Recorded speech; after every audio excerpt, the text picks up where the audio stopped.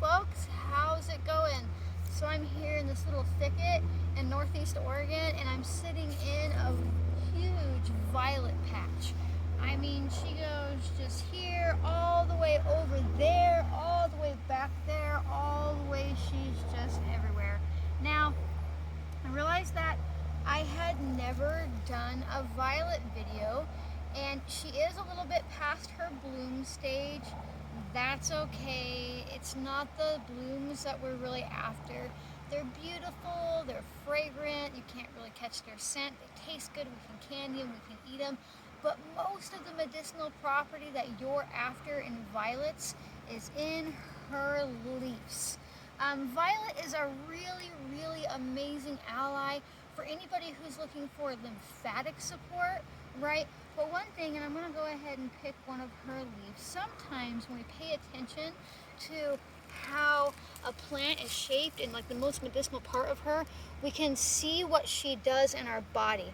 And one thing, if you look at this and you look at a picture of what lungs look like, she looks just like a pair of lungs. And amazingly enough, one of the main areas in our bodies that she supports is our lung, our natural lung functions. In fact, right now she's hard to find online if you're trying to like buy her or something, because she's so coveted with the thing that's going around, right? Because she's really amazing. If you've got some gunk stuck in your chest, if you're having a hard time breathing, if you need to thin and loosen up some phlegm so it doesn't turn into pneumonia really deep down in your chest, Violet is a really amazing ally for that. But again, she's good for lymphatic support. And if you didn't know, your lymphatic is basically like the super highway for your immune system, right? It's sending messages all over your body, it's helping get toxins out. It's why you have an immune system, right? It's got the white blood cells going everywhere, but when it gets slow and stagnant, we feel tired and our glands swell up. Like these two glands right here, when they get puffy, those are your lymph glands. Those are just a few out of hundreds in your body, and it's just a good place to show people what they feel like when they get really hard. So beyond that, she's also really healing for basically any mucous membrane in her body. Now, if you take these, they're completely edible. You can cook them in a soup. Traditionally, they've been used all over the world wherever she grows as a way to thicken soups, right? Because she's got all those mucosal properties. And these mucosal properties get into our gut and start lining our gut healing, which allows our gut the time to heal. All the way from the top of your stomach, which is here, all the way down into your digestive tract and out. She's also really good for sore throats because of that, but also inflammation in your body. She pulls down that heat, your joints, your knuckles, your back. She is just fantastic for all mucous membranes. Now, because she is such a cooling herb, she's also really good for pulling down fevers. And I personally feel, and most herbalists feel, that she's safe enough to use in little ones, especially if you just make a violet leaf tea. She really helps get things up and going. She's a little bit of a blood thinner, which is, how it's related to thinning. When your blood thins, it moves faster and you throw heat off and it calms your fever down, right? But Violet is just a really amazing plant ally, and a lot of people think, oh, I missed her blooms, right? Because they come and go like that in the spring, and weather's all erratic now, right? So it's kind of hard to say when you're going to catch those blooms, and you think, oh, missed violet season. No, you didn't. From here to fall, as long as these leaves are really vibrant and green and moist, and they usually stay that way because you see that she likes to be under here in the shade, right? So she just is gonna be nice and moist. You're gonna find her by areas of water. Now, all violets excluding yellow violets. Some people call them pioneer violets. Some people call them Arctic violets. You usually find them in subalpine areas higher up. If you find yellow violets, just admire them for who they are. Yellow violets have higher alkaloid content in them that can damage your kidneys. So if it's not yellow, it's good to go. And most people, again, aren't really going to come across those yellow violets. You're going to find purples and blues, sometimes white, sometimes light pink. All of those are fine. The violets that are taking over your yard that are invasive, those are medicinal too. Violets are amazing. And again, you can see how she grows.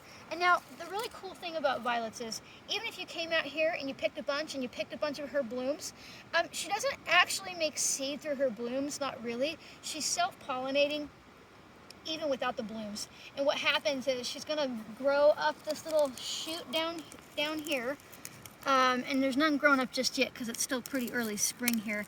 but she grows up a shoot and it gets a little ball on it, and then that ball like explodes and throws seed everywhere. Isn't that amazing? Now, I also forgot to mention, she is amazing topically for breast health or like getting rid of cysts and stuff. So like for that, you could make an infused oil out of the leaf, but you can also dig up her roots. Now, digging up the roots will kill the plant, picking the leaves will not. But you can do it sparingly. Look at this big patch. I could dig enough roots to fill like half a quart jar and then fill the rest up with half a quart of leaf, and it wouldn't even put a dent in this huge lush patch, right? And then using that topically would really help get rid of cysts and little non-cancerous tumors and things like that. Violet is amazing. And the most important thing that you need to know is that you are absolutely smart enough to do this. You are smart enough to get out here and find violets. And violets are so easy to ID. It's definitely one of those plants, even without her bloom, that I trust most plant ID apps to get her correct, right?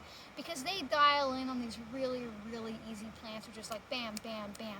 And then you could also post to like plant identification groups online and things like that, and they're gonna be like, yeah, that's violet, yeah, that's violet. And remember, as long as it's not the yellow violet, you're good to go. And you're like, but what if they're not blooming and you don't know if it's the yellow violet, right? That's a question I'll probably get.